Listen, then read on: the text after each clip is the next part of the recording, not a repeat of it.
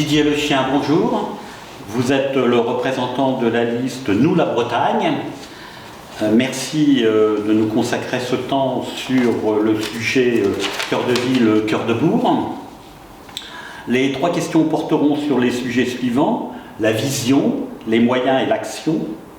Sur la vision, le territoire breton est constitué d'une grande diversité.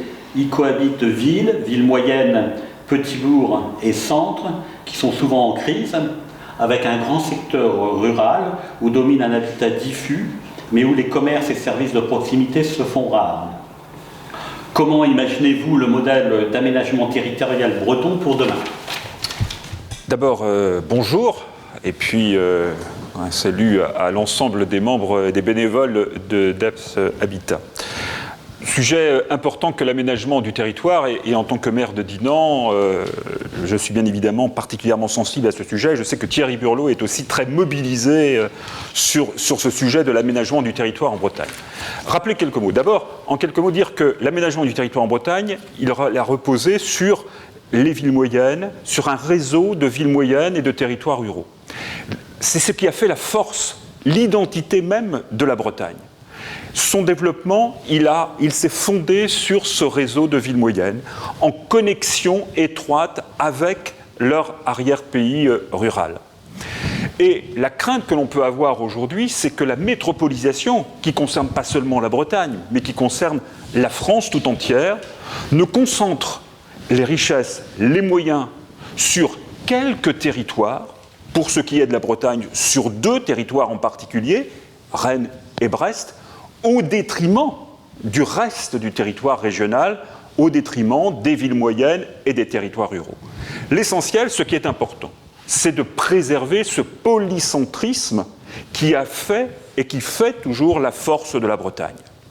Les villes moyennes, les territoires ruraux, elles ont des atouts. Elles souffrent, c'est vrai. Aujourd'hui, problème de commerce, problème de services publics, mais ça reste des territoires attractifs.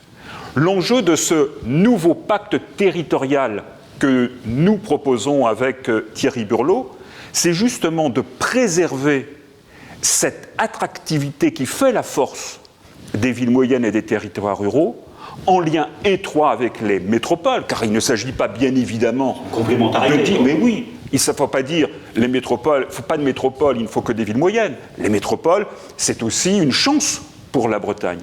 Et ce qu'on ne dit pas assez d'ailleurs, c'est que ces métropoles, elles ont aussi besoin des autres territoires. Je vais prendre un exemple, l'eau.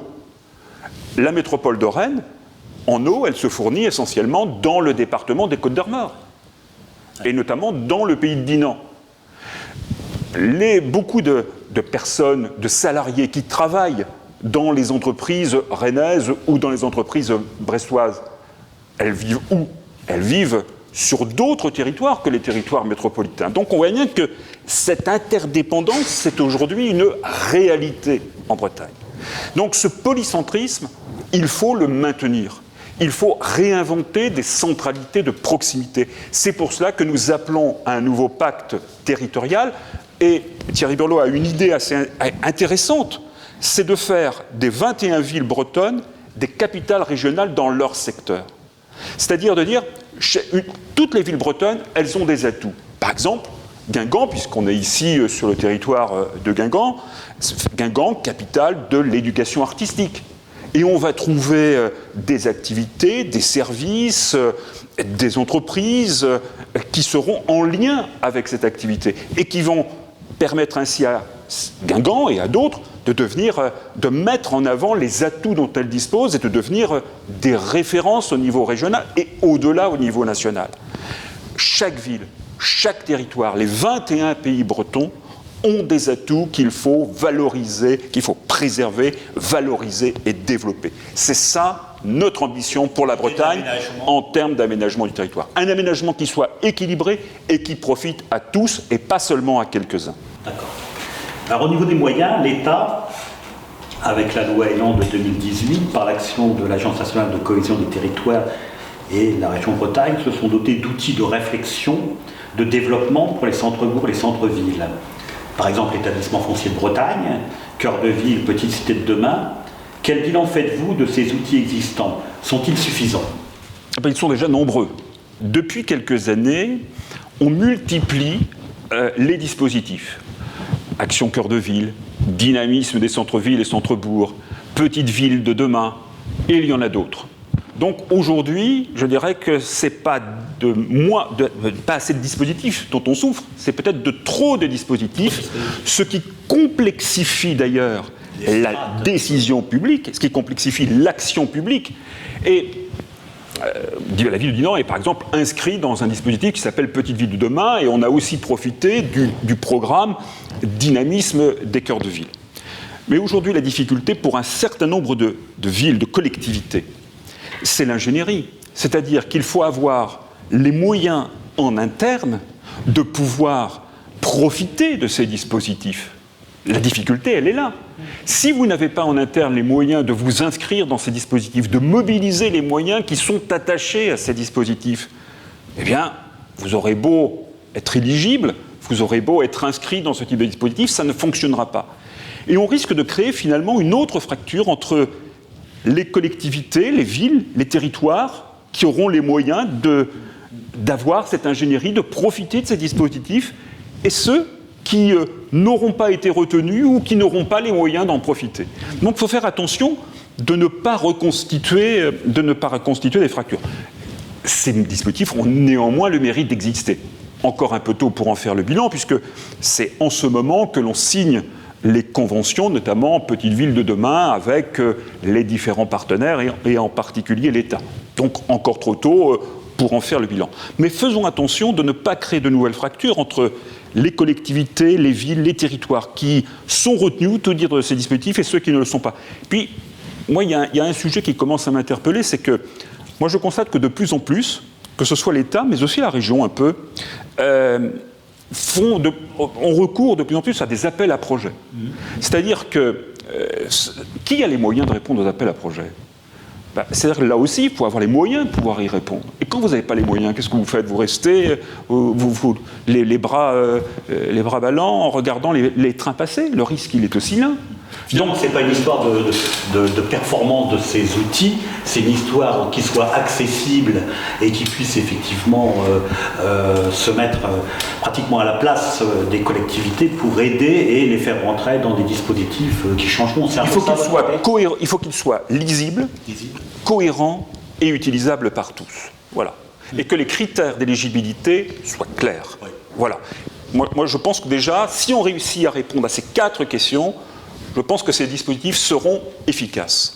Et puis, il y a un autre sujet aussi. Faisons attention de ne pas créer de nouvelles structures à l'aune de ces dispositifs, de nouvelles technostructures, de nouveaux dispositifs, d'alourdir des procédures, en s'appuyant par exemple sur les intercommunalités et en oubliant les communes et les villes.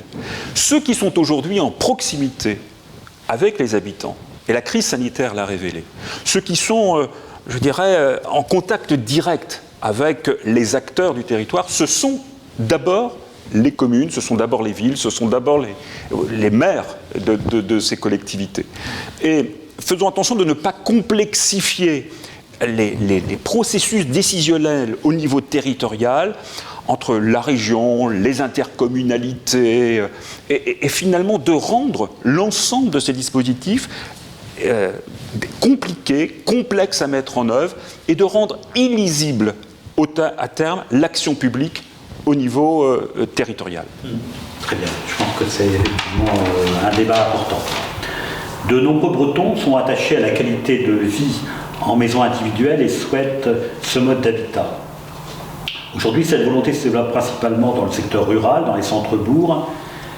Quel habitat pour les centres-villes, notamment dans les villes moyennes? Vous êtes bien placé en tant que maire de Dinan peut-être pour en parler. Et comment déployer une attractivité, une communication appropriée qui permettront d'attirer ces populations, peut-être en termes de mixité aussi, vers les centres-bourgs et les centres-villes? La Bretagne est une région attractive. On estime que d'ici 2040, c'est 400 000 habitants supplémentaires qui vont arriver en Bretagne. Et ça, c'était avant la crise Covid. Et la crise sanitaire, je dirais, a rendu la Bretagne encore plus attractive. Et on le voit d'ailleurs, moi je le vois en tant que maire de Dinan, où une maison qui est à vendre, elle l'est vendue quasiment dans la journée. et que les prix ne sont même plus négociés. Donc ce qui montre combien la Bretagne, quel que soit le territoire d'ailleurs, est aujourd'hui particulièrement attractive. Et la crise sanitaire, mais aussi le réchauffement climatique va accélérer ce phénomène. Alors quelles sont rapidement les actions qui peuvent être mises en œuvre pour conforter justement encore davantage l'attractivité de la Bretagne et équilibrer encore mieux cet aménagement de territoire en Bretagne, et en particulièrement les centres-villes, les villes moyennes, les centres-bourgs, renforcer ce polycentrisme que j'évoquais tout à l'heure, réinventer des centralités de proximité, car c'est ça l'enjeu, réinventer des centralités de proximité. La fibre, la 5G, ce sont des atouts. Bien évidemment qu'il faut accélérer le déploiement de la fibre en Bretagne. Il faut accélérer le déploiement du numérique en Bretagne. Aujourd'hui, il faut accompagner les entreprises, car il ne faut pas oublier que le vecteur essentiel d'attractivité, c'est le développement économique. Accompagner le développement des entreprises en Bretagne, et bien évidemment que la révolution numérique va permettre d'implanter des entreprises ailleurs, là encore, que dans les métropoles. Et la fibre va aussi permettre d'amener une nouvelle population. Les espaces de coworking, par exemple, aujourd'hui, qu'ils se créent un peu partout et qu'il faut accompagner, répondre à cet objectif. La mobilité. Je pense que la mission de la région Bretagne, c'est de cofinancer un plan mobilité avec notamment les intercommunalités qui sont les opérateurs privilégiés en termes de mobilité. Mais la mobilité est un facteur essentiel aujourd'hui. Il faut accélérer les connexions, notamment ferroviaires, entre les villes moyennes à l'échelle de la Bretagne. Il faut irriguer le territoire breton. On sait que c'est coûteux, mais c'est un objectif essentiel. 20%, la mobilité va augmenter de 20% dans les 10 années qui viennent. 80% des personnes utilisent leur voiture personnelle.